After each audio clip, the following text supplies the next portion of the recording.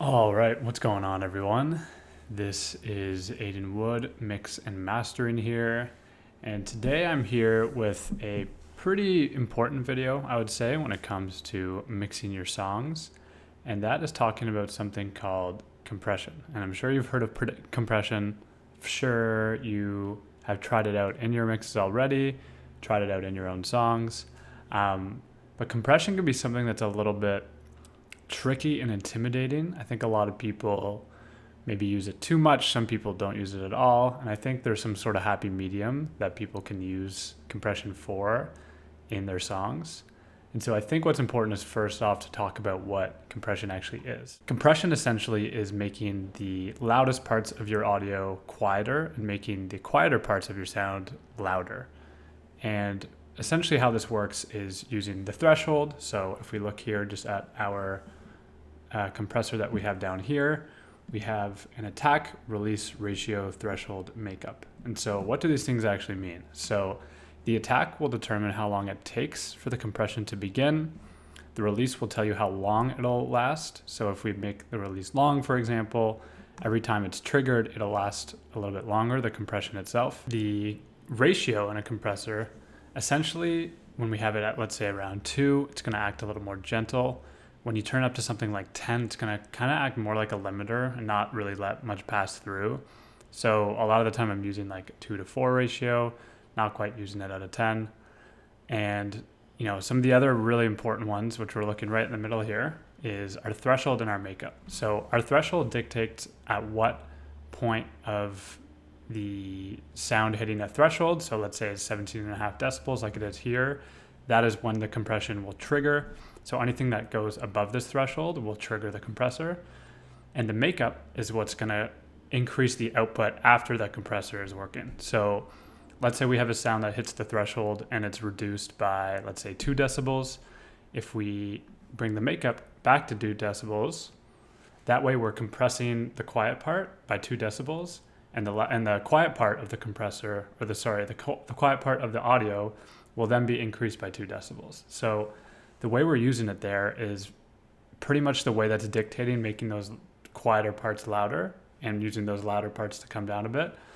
And again, this can kind of be a bit of a tricky concept, and I think why people tend to use or not use it depends on their level of understanding of it.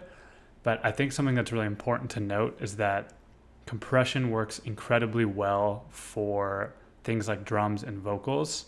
We don't need to use it on everything though. So when I do see people using compression on all their synths and all their, all their different buses, sometimes I wonder if it is a little bit overkill, because I think the sweet spot is actually using compression sparingly. So, for example, a lot of the samples that we like to use, a lot of these sample packs will actually have compressed audio files already.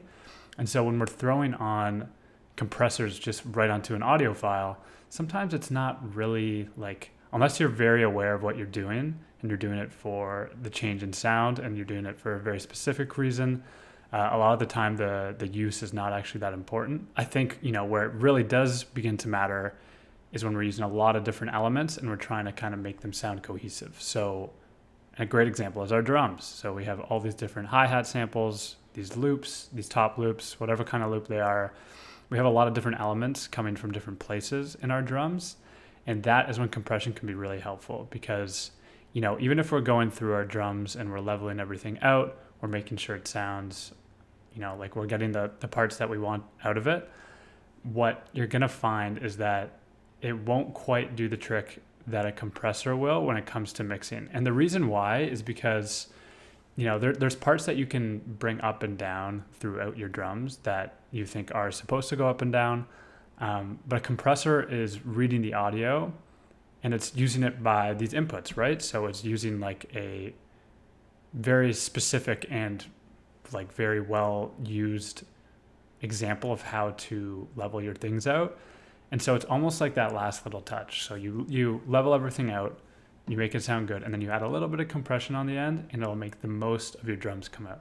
At least that's how my experience has been with compression.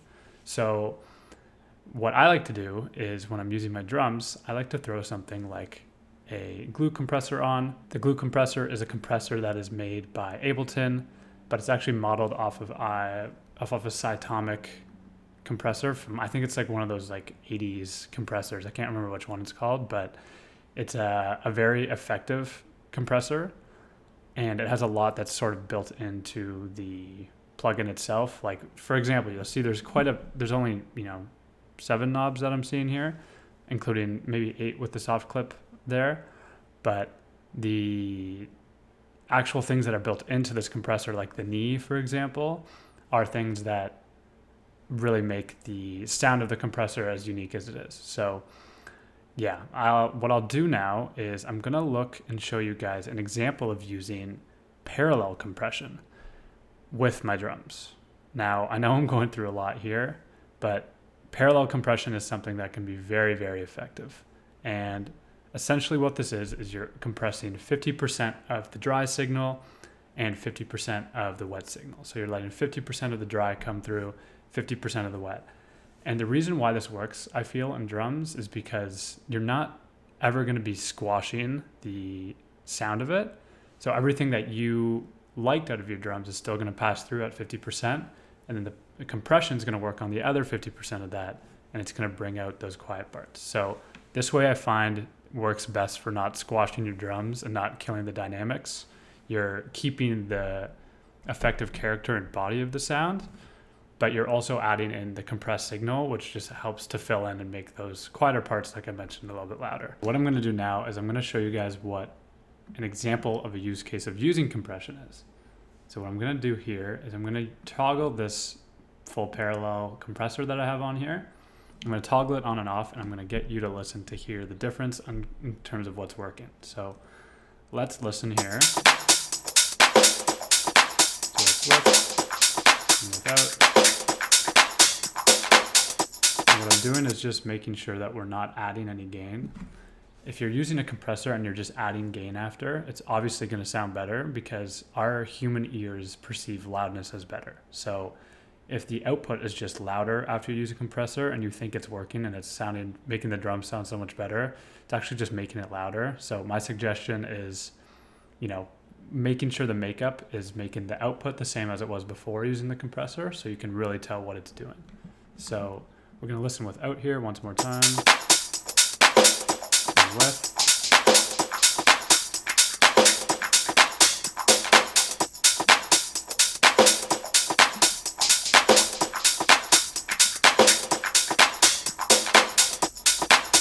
So for me, I'm hearing the percussion element, that sort of reverb element coming out a lot more.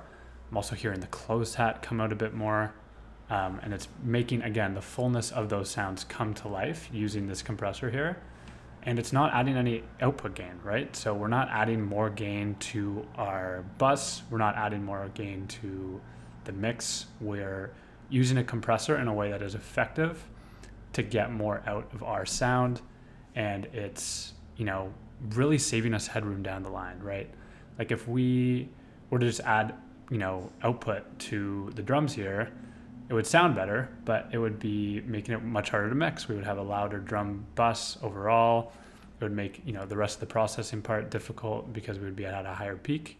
But if we're using compressor and we're making sure the makeup gain is according to, what we had before and what we had after in terms of input and output, that way we're really going to hone in on the sound that we're getting out of it, while also making sure that we're saving our mix and not ruining anything down the line. So I know this has been a bit of a quicker video here, guys. I kind of just wanted to go through one example within a song of what a compressor can really do and improve with your songs that you're working on. Maybe it's for a client, maybe it's your own, but compressors can go a very long way.